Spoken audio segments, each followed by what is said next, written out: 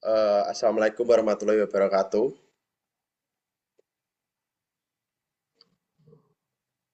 Assalamualaikum warahmatullahi wabarakatuh. Perkenalkan, nama saya Mohari Prasetyo dengan NIM 11022220083. Di sini saya ingin mempresentasikan tugas besar saya, tugas besar transfer daya. Di sini saya mengambil jurnal ilmiah yang berjudul Analysis and Design of Wireless Power Transfer System atau Wireless Power Transfer (WPT) dari penulis Email Siska Sinaga dengan sumber Jurnal McIntyre Vol 11 nomor 1 April 2020.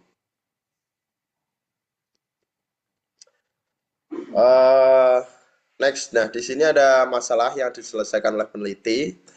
Dari jurnal yang telah saya dapat di sini, peneliti mengangkat permasalahan utama berupa ketergantungan sistem listrik terhadap kabel yang menimbulkan keterbatasan mobilitas, resiko keausan, dan potensi bahaya. Yang kedua, ada efisiensi transfer daya yang rendah pada jarak tertentu ketika menggunakan sistem nirkabel. Lalu kurangnya pemahaman praktis mengenai pengaruh jarak antara transmitter dan receiver terhadap daya serta tegangan yang ditransfer pada sistem wireless power transfer atau WPT. Nah, perlunya desain sistem WPT sederhana yang dapat diuji secara eksperimental untuk mengetahui karakteristik transfer daya. Nah, inilah masalah-masalah yang diangkat, permasalahan utamanya diangkat oleh peneliti. Nah, dari keempat poin tersebut, masalah inti penelitian adalah bagaimana merancang dan menganalisis sistem WPT serta mengetahui batasan jarak efektif dalam mentransfer daya listrik secara nirkabel. Nah, mungkin kita lihat dulu jurnal yang ada. Nah, ini adalah jurnal yang saya bahas kali ini, yaitu oleh Emil Siska Nigara, Emil Siska Sinaga dari Fakultas of Engineering, Universitas North Sumatera atau Jalan DR Mansur 9 Padang di Medan, Kota Medan ya. Nah, di sini dari jurnal McIntyre untuk research method dari si jurnal tersebut ada beberapa sirkuit yang dia buat, yaitu ada power supply circuit, transistor circuit, transfer circuit, series wireless power transfer system. Nah, nantinya kita akan membahas tentang data-data, hasil dari data-data ini, data-data dari yang telah dihasilkan oleh si penulis. Di sini terdapat data hasil dari power system yang telah dibuat dengan menggunakan 0,3 mm Cooper dan juga 0,6 mm Cooper. Nah, kita naik ke slide dulu. Nah, setelah masalah yang diselesaikan oleh peneliti ini, kita masuk ke metode penyelesaian yang diusulkan peneliti. Dalam metode penyelesaian yang diusulkan peneliti, terdapat beberapa metode yang meliputi studi literatur, yaitu tentang mengkaji konsep dasar WPT berbasis induksi elektromagnetik. Yang kedua adalah mempelajari teori medan magnet dan resonansi pada sistem transfer daya. Lalu yang kedua tentunya perancangan sistem WPT itu sendiri, merancang rangkaian transmitter dan receiver berbasis kumpalan atau coil, dan juga menggunakan sumber tegangan AC untuk menghasilkan medan magnet bolak-balik. Nah, yang ketiga ada pengujian eksperimental, yaitu melakukan pengukuran tegangan output pada receiver dengan variasi jarak antara transmitter dan receiver, lalu menganalisis hubungan jarak terhadap kemampuan transfer daya, lalu ada analisis hasil dengan membandingkan hasil pengukuran dengan teori yang telah ada, dan menarik kesimpulan mengenai performa sistem. Nah, di sistem kali ini nanti seperti yang ada di poin nomor 3, yaitu pengujian eksperimental, yaitu melakukan pengukuran tegangan output pada receiver dengan variasi jarak antara transmitter dan receiver. Ini nanti dalam jurnal tersebut dituliskan peneliti telah membuat sebuah alat dengan receiver dan transmitter, alat 3D berbentuk prototipe yang menggunakan LED. Next. Nah, desain dan implementasi. Nah, di sini ada desain yang telah saya bilang tadi, yaitu desain dari si power supply transmitter yang telah dibuat oleh rangkaian transmitter yang telah dibuat oleh si penulis dan juga rangkaian receivernya dalam sistem WPT ini. Dia menggunakan power supply, sistem dengan power supply, sumber tegangan DC, yaitu lalu ada rangkaian transmitter menggunakan oscillator Hertzley dan menggunakan medan elektromagnetik, menghasilkan medan elektromagnetik. Lalu rangkaian receivernya terdiri dari kumparan penerima yang berfungsi untuk menerima medan elektromagnetik dari si transmitter. Lalu ada beban berupa LED. Nah, nantinya di sinilah LED ini berfungsi sebagai indikator di mana si receiver dan transmitter ini terkirim dengan sempurna atau sistem BPT ini terkirim dengan sempurna atau tidak. LED adalah sebagai indikatornya. Implementasi di sini sistem dibuat secara nyata, hardware yang telah saya bilang tadi, menggunakan kumparan tembaga dengan dua ukuran, yaitu diameter 0,3 mm dan juga diameter 0,6 mm, dan LED yang digunakan sebagai indikator berhasil atau tidaknya si transfer daya. Nah, mungkin kita lanjut ke hasil. Langsung saja kita lihat dulu ke jurnalnya. Nah, di sini pada jurnal ini sendiri dalam hasil. Nah, di sini yang pertama ada di test data distance again voltage and current for diameter loop 0,3 mm Cooper, yaitu dengan coil 0,3 mm Cooper. Yang di pertama kita lihat langsung saja di tabel nomor 1. Di tabel nomor 1 ini dilakukan terdapat result data atau test data menggunakan 6 volt source power supply, di mana terdapat beberapa jarak yang telah disesuaikan atau diatur oleh si pengguna, si penulis. Nah, di sini nomor 1 di jarak 0,5 dengan jarak 0,5 antara transmitter dan receiver. Di sini voltage yang diterima oleh si receiver itu di 2,6 volt. Dan juga untuk indikatornya di sini LED, dia left artinya dia menyala di jarak 0,5 cm. Nah, lanjut di sini yang kedua ada di jarak 1 cm. Untuk di jarak 1 cm ini hasil dari voltase yang diterima oleh receiver di sekitar 2,4 volt. Nah, 2,4 volt ini masih bisa digunakan untuk menyalakan si LED indikator. Nah, di sini ada source transmitternya 0,057 dan receivernya di 0,019. Sebenarnya jaraknya tidak terlalu jauh di sini untuk poin-poinnya, terpautnya dengan jarak selisih sekitar dengan perbandingan 0,5 cm. Nah, di 1,5 cm masih aman. Dia di voltasenya di sekitar 2,3 dan LED masih menyala. Untuk di jarak 2 cm, nah ini LED atau beban sudah tidak bisa menyala di voltase sekitar 2,08. Nah, di sini juga terdapat beberapa varian dari si volt power supply.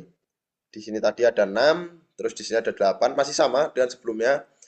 Di 8 volt untuk source voltage-nya, di sini dia agak naik untuk jaraknya di sekitar 2,5. Tadi di 2 ya, betul, di 2 cm. Dia sudah mati LED-nya dan sekarang di 2,5 dia baru mati. Dan di 2 cm dia masih menyala dengan voltase yang diterima oleh si receiver sekitar 2,4. Dia masih menyala. Lalu lanjut next. Nah, di sini di 12 volt. Untuk di 12 volt sebenarnya jaraknya masih sama. Di jarak 2,5 dia masih belum bisa menyala. Akan tetapi di sini ada sedikit perbedaan pada voltase yang diterima oleh si receiver. Di jarak 0,5 untuk si receiver yang di 8 volt source voltage-nya, di sini di sekitar 2,8 volt yang diterima. Sedangkan di voltage yang 12 volt di jarak 0,5 di sini 2,9. volt, terpaut 0,1 volt. Nah, di sini masih sama di jarak 2,5 dia tidak bisa menyalakan LED, namun voltasenya sudah berbeda atau sudah lebih tinggi dari yang sebelumnya si 8 volt. Nah, next di sini, nah di sini di 15 volt source voltage. Nah, di sini agak sedikit terjadi eh, data yang perlu kita analisis ya, bahwasanya transfer daya ini jarak adalah sangat-sangat krusial atau eh, indikator utama untuk menentukan keberhasilan dari si sistem. Di sini dari si 12 volt tadi di 2,5 dia mati. Untuk di 15 volt source voltage di sini di 2,5 dia bisa menyala dan tegangan yang diterima 2,4 volt lalu bisa menyala lagi. Akan tetapi ketika dia jaraknya 3 cm walaupun dengan 15 volt source voltage dia voltase yang diterima malah semakin kecil di sekitar 1,94 sehingga LED yang diterima LED yang ada pada receiver sebagai beban di sini mati. Nah, disinilah faktor di mana transfer daya ini untuk jarak dan juga voltage itu harus benar-benar source atau tegangan dari si transmitter dengan receiver itu harus benar-benar diperhitungkan, terutama jarak dikarenakan ya kita wireless atau tidak pakai kabel.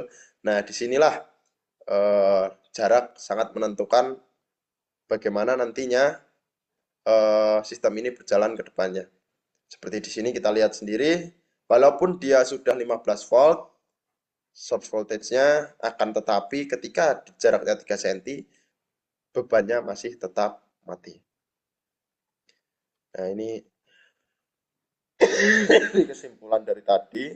Di sini menggunakan Cooper 0,6 hampir sama, akan tetapi dia jaraknya lebih lebih jauh di sekitar 4 cm dia masih bisa hidup dengan 15 volt.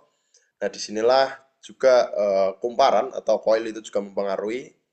Banyak sekali faktor-faktor sebenarnya yang uh, meng, uh, faktor yang mempengaruhi dari pengiriman daya dari si sistem transfer daya berbasis wireless ini. Disinilah banyak sekali sih faktor yang harus kita perhatikan seperti coil, perbedaan coil 0,3 dengan 0,6 juga mempengaruhi juga untuk jaraknya dan juga perbedaan voltase juga mempengaruhi juga untuk volt yang voltase yang diterima oleh si receiver. Mungkin kita di sini ada grafiknya juga. Mungkin kita bisa next lagi ke next slide.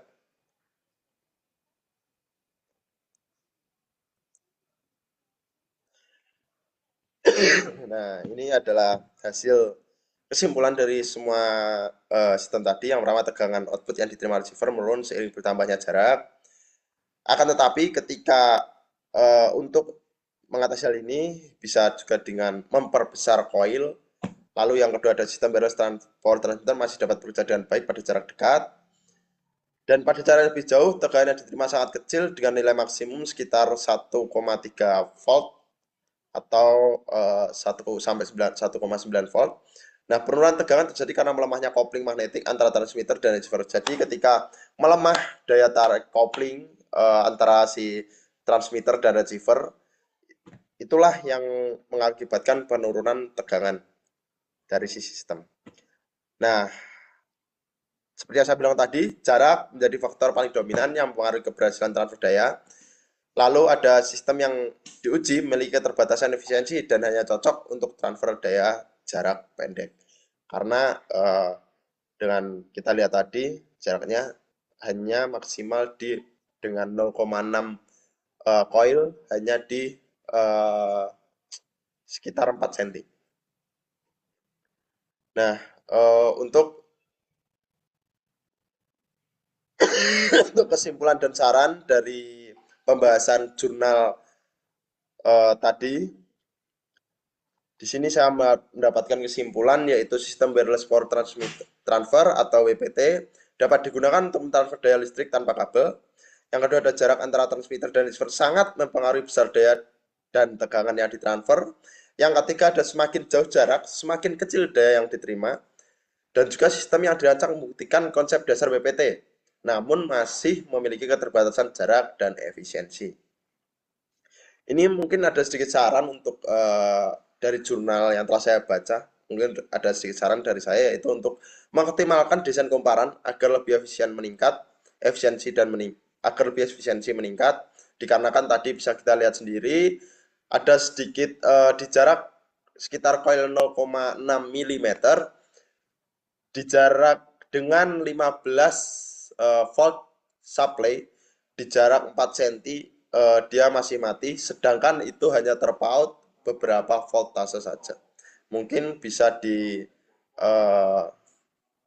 ulang atau dipertimbangkan ulang bagaimana sistem itu agar efisien dan bisa digunakan secara lebih baik. Nah, yang kedua ada menggunakan metode resonan coupling untuk memperluas jarak transfer, yaitu dengan resonan coupling. Lalu yang ketiga ada mengembangkan sistem agar dapat digunakan pada aplikasi dengan daya lebih besar. Nah, di sini menggunakan sistem agar dapat digunakan pada aplikasi dengan daya lebih besar, seperti mungkin wireless charger yang sekarang yang sudah banyak beredar di pasaran, seperti wireless charger pada smartphone. Mungkin nantinya ke depannya sistem-sistem BPT seperti ini, harapan saya semoga bisa dikembangkan menjadi wireless power charger untuk seperti motor listrik atau bahkan mobil listrik dan menggunakan wireless, dan itu sangat-sangat berguna mungkin di masa depan. Untuk sekarang mungkin kita hanya bisa melihat atau saya sendiri hanya bisa melihat di jarak 1 cm, 2 cm, 3 cm. Harapan saya untuk WPT atau transfer daya ini ke depannya semoga nantinya bisa digunakan untuk jarak dan kegunaan yang lebih luas. Mungkin cukup sekian dari saya yang dapat saya sampaikan. Kurang lebihnya saya mohon maaf. Wabillahi taufiq walhidayah. Wassalamualaikum warahmatullahi wabarakatuh.